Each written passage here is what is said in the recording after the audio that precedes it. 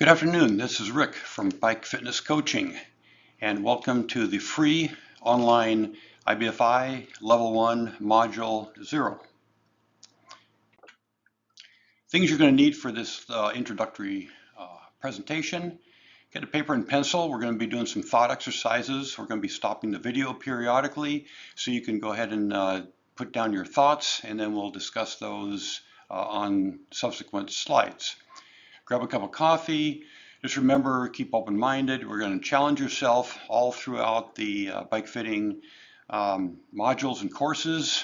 And if you have anybody else in the room or near you, and make sure that you turn your cell phone off and they turn their cell phone off. Want to have this a great user experience.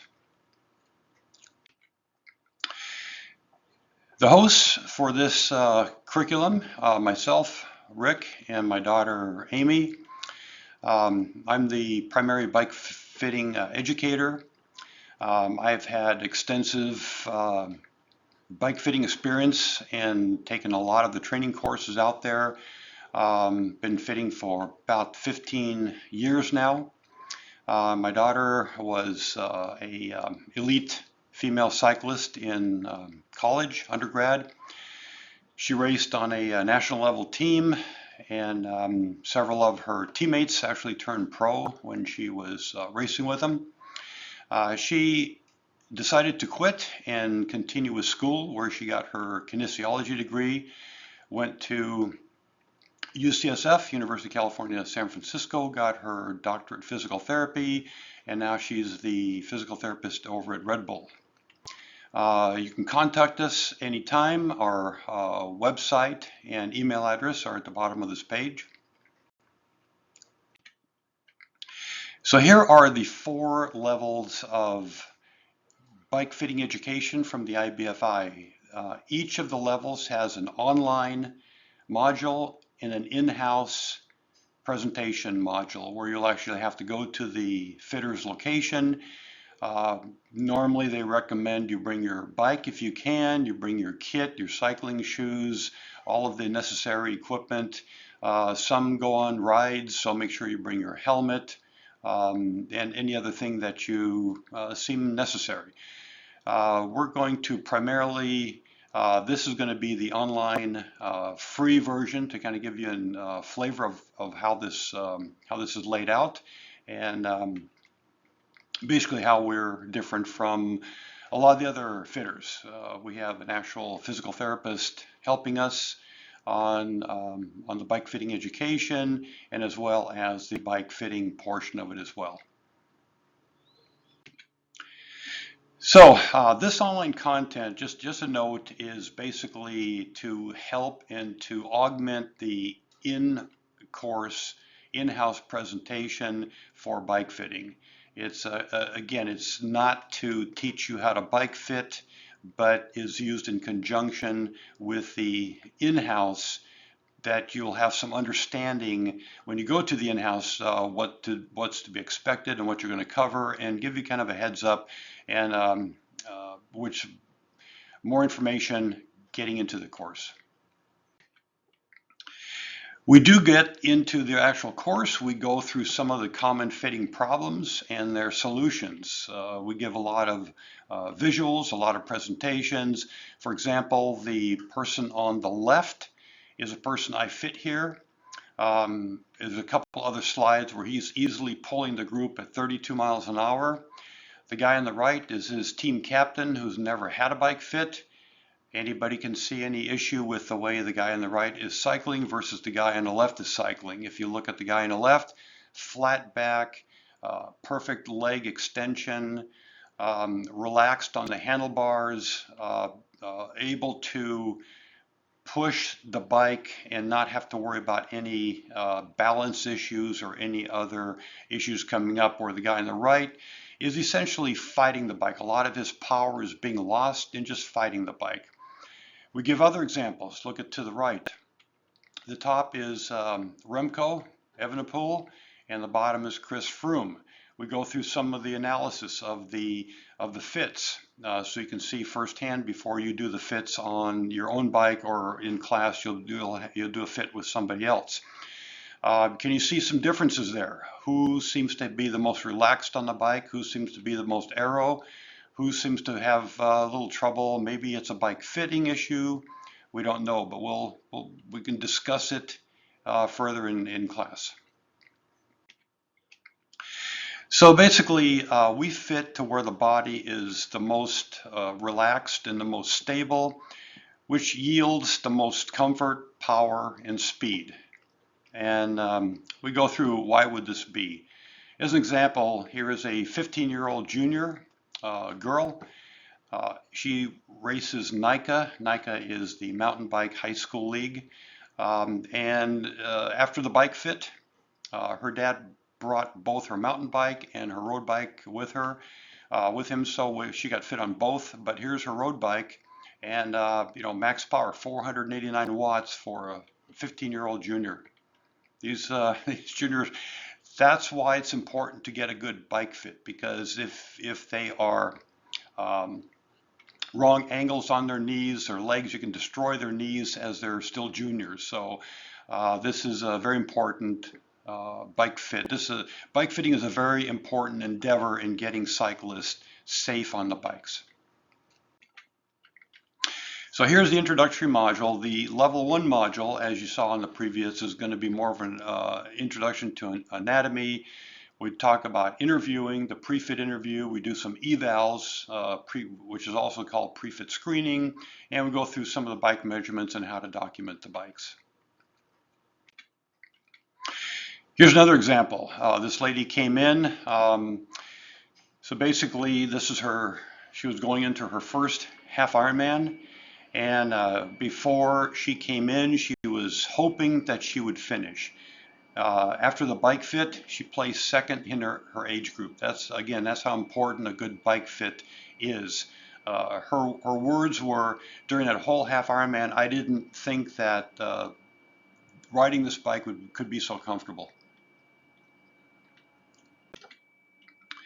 So here's a good segue. So let's pause the video here and describe what you think it takes to be a good fitter. Okay, so we're going to have 2 steps to answering this question. The first is pretty common, some business knowledge, interpersonal skills, problem-solving skills, mechanic skills, bike knowledge, component knowledge, anything else that we missed here that you had. Again, the clients are going to look at you as the expert. You're going to have to know about components, how to adjust them. There's always somebody who's coming in, hey, can you take a look at my derailleur? It's scraping or this or that. So they expect you to be the overall expert in not only bike fitting, but doing mechanic skills on their bikes as well. The second page coming up is most importantly, a good bike fitter needs to know anatomy, kinesiology, physiology, and biomechanics. This is going to set you apart from most of the other bike fitters out there. In Southern California, I kind of joke with people that bike fitters are like a Starbucks coffee. There's one on every corner. And that's the kind of competition we have out here. So you have to set yourself apart. So again, we go through how best in the course, how best to go about learning these different skills. We get into bike sizing as well as bike fitting. Bike sizing is very important as well. We go through how to get the correct bike size with the manufacturer's charts, as well as what the person wants to do on the bike, what type of events they want to race, their body style. Do they have long torso, short legs, long torso, etc. Long arms, short arms, and we get into what best fits them on the bike and what they're trying to actually accomplish on different races or events that they do. Some people want to do crit races. Some people want to do 100-mile Grand Fondos. So we basically put the person on the right bike via the bike sizing, and then the bike fitting is all about adjusting the components to fit the person perfectly. Both are covered in these courses. Basically, here's kind of a history of bike fitting. It was prior to 72, everything was best guesses. During the late 70s, the Colorado Course Classic, there was a lot of injured cyclists, a lot of knee damage. That had to do with ill-fit bikes. They got Dr. Pruitt involved, who later went on to lead up specialized body geometry system, and the rest is history. We go through a little bit more detail in the actual course as to how the power saddle came about, why it works for men versus women, and what everything he did to accomplish that, plus insoles, plus shoes, and the ergonomic handlebars that they came up with. So here's the same person again. Bike fitting is the act of adjusting the bicycle to fit the person, not adjusting the person to fit the bicycle. That's a common misconception. A lot of fitters will not change anything but maybe the saddle height and call it a day. There's a lot more to bike fitting than just adjusting the saddle. So what the bike fit protocol process is listed here. You do an interview again to find out what they want, what they're here for, what they're trying to get out of cycling. Do a physical assessment, do an on-bike assessment, on-bike adjustment, and then a post-fit assessment and a feedback. On the post-fit assessment feedback, we usually just before we take the bike off the trainer, we go through and say, how did we do? Did we address all of your issues and concerns? How does the bike feel now compared to before? Once they give it a thumbs up, we take the bike off, get it prepped for the road. They ride it around the block a few times, and they come back with any minor adjustments. Normally, what I see is that it's perfect. Don't touch it. I put it in my car. I'll pay you, and thank you. That's where we end up the process. Some of the things you want to ask, have you had any surgeries, pains, numbness, anything else that would affect your cycling or fit? That's what we go through. And clients normally are very honest with the fitter. They'll tell the fitter more than they'll tell maybe their doctor because they want to they're paying money to get the bike fit. They have a problem, that's why they're here, and they want to get it solved. So be open and honest. Ask open-ended questions all the time. Mobility and stabilization activation. So we go through a series of stretches to put the person through it to kind of get them warmed up. Tightness, as you can read here, transfers into irregularities on the bike and does affect the bike fit. So here we can also stop the video, and I want you to list what exercises, stretches you would give your clients coming in to determine their state of mobility, asymmetry, etc. So some of the things we look at, we put them through a set of bridges, psoas, hip flexor stretches. That kind of warms up the hip flexors. They're usually a tight hip flexor will actually take your pelvis and rotate it this way a little bit. That's where people get a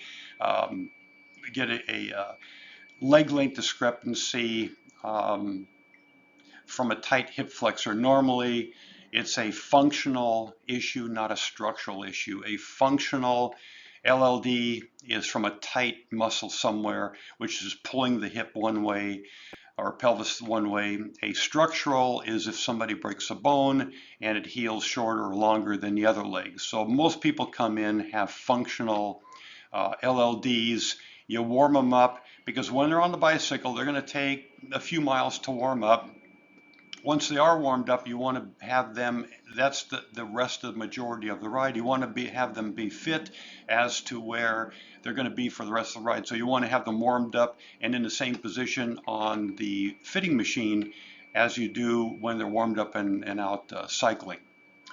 And a lot of the stretches revolve around the lower posterior chain. You can look that up. It has to do with basically the glutes, hamstrings, calves, mobility exercises. Here is a good slide what a bike fit will fix and what a bike fit won't fix. You got to be very careful that if you are not a medical professional with a license to practice, do not diagnose nor treat any client that comes in. This is why it's very important to go ahead and have a partnership with a physical therapist or a physiotherapist or an orthopedic surgeon, somebody that can work with you, that you can send people to, they can send people to you, and it's a good symbiotic relationship. Another little quiz question. This would be the interviewing for the bike sizing. What are some of the questions you would ask? Somebody comes in and calls you and then comes in and says, hey, I'm looking for a new bike, period. Okay, what is some of the information, some of the things you would ask them on top of that? And that's basically what they'll do. Hey, I'm looking for a new bike, can you help me? And then they come in, and these are now the open-ended questions you have to ask them. Here's some of the things we look at. What type of riding, what type of bike are you looking for? Road bike, a climbing bike, an aero road bike, a tri-bike, a mountain bike. What type of bike, what type of events are you going to do? A lot of people will have a special brand. They want to continue with the brand that they're using, or they've heard about a new brand, or a friend told them about a different brand, and they want to key in on that brand. Then talk about what sizes, what type of riding are you going to do, how many miles you're going to be doing, how often are you going to be riding the bike, and this all translates into helping them pick, starting with the right frame, and then you can go to the manufacturer's charts, and it's a whole process to pull those numbers into a sizing machine and then get them on the sizing machine and have them see where they fit, if the bike fits them. I've had people come in here that have saved up for 5 or 6 years, finally have enough money that they can buy their jewelry bike, their high-end bike. They come in here all excited, and we work through the numbers, and you know what? The bike was designed for somebody with a long torso and short legs, and they're exactly the opposite. And then we tell them, hey, this bike will never fit you. So we go on to bike number 2. So just be wary that you are doing a service for them, and ultimately it's up to them. You're advising them, it's up to them which bike they're going to choose. So for bike fitting, same thing. For bike fitting, what are some of the questions that you're going to ask them? Somebody comes in and says, hey, I want a bike fit. And that's about what they say. And say, okay, are you having issues with your current bike, etc. So list all the questions you can here, pause the video, and go ahead and write down what questions you would ask them. Here's a summary list right here. You can go through this, pause the video again. There's a lot to it. I even get into equipment wise. People always have, in the back of their minds are thinking, or they're in the front of their minds are thinking about the bike itself. In the back of their mind, they want to make sure that the shoes are the right shoes for them, the cleats, the pedals, everything else. So there's a lot of ancillary stuff that you need to discuss with them as well. On bike assessment, let's do the same thing here. Go ahead and pause the video. What are we looking for on bike assessment? This is where you get them on the bike and they start pedaling. What are you looking for? What questions are you asking for them? Basically, we get up to spinning, and you can get them to warm up at about 50% rating of perceived exertion. Another term is called RPE. Get them just to start spinning a little bit. And when you get them spinning, kind of think about, listen to the whir of the chain and how easy. Is it going whir, or is it going woo, woo, woo, woo? You just kind of see how they're pedaling. Are they pedaling smoothly? Does it look like they're fighting the bike? Go on the left side of them, take an analysis. Go to the right side, take a mental note. Go to the back of the bike. Are the shoulders square? Is the pelvis square? I've had quite a few people come in where the mechanics have set up the bicycles where the hoods, one hood is down, the other hood is up a little bit. They don't realize it and are leaning this way riding, and they have tremendous back pain because they're always riding like this.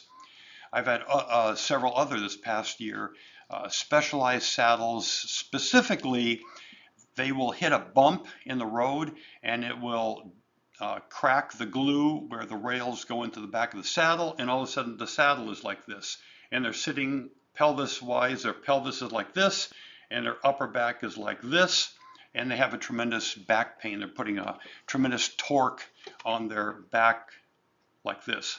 So these are some of the things to look for, not only how they're pedaling, but what's causing one side dominant over the other side. On bike adjustments, again, they'll do the same thing here. Go ahead and write down your answers. What are some of the on bike adjustments we're looking for? So basically we start with the cleats, the saddle fore aft, the saddle height, the tilt, the cockpit adjustment, which is the handlebar rotation, the stem, and the hoods, where they want the hoods. Some people want the hoods straight, some people want them up, some people want them slanted in. So this is all personal preference. Ask them where they're the most comfortable. And then I'm a little different than most of the other fitters, is that we specialize here on determining crank length, the correct crank length function for the cyclist. People come in here as a last resort and are ready to give up cycling because they're almost exploded their knees, and it's usually a crank length issue. In fact, I actually came up with my own formulas for crank length determination, which is actually pretty close to accurately and being a little on the safe side. For example, I'm 6 foot tall, 33.5-inch inseam, and I use 170s. Most people use 172.5 or 175s. Even if I go to 172.5, I start getting knee pain. So this is all about the right correct crank length, which again, if you get the right crank length, determine the correct crank length for them, then have to redo the saddle height, fore aft again because of the different crank length. We go through that in great detail in the regular course. So post-fit assessment, as we talked about before, now that they're done, go ahead and write down what you would do on a post-fit assessment. So there's two parts to this. There's their feedback to you and your feedback to them. It's usually I give them a prescription. I document the bike and I say, okay, based on what we discussed, you need a shorter stem, what length we recommend, and the height of the stem. You need a different saddle, a wider saddle as an example, and then here's your prescription, and then go ahead and you need to work on these for your body. You have very limited mobility in your hamstrings. You need to work on the glute stretches, hamstring stretches, etc. So those are some of the things that we feed back to them. That concludes it. Here again is my daughter when she was racing, properly trained, properly fit. She was a women's Cat 2 crit racer, held a 4.21 watts per kilogram for 60 minutes. So yes, and we started her with a perfect bike fit and the perfect gearing for her type of events. So with that, we're going to conclude, and I hope to see you in the regular courses. Take care.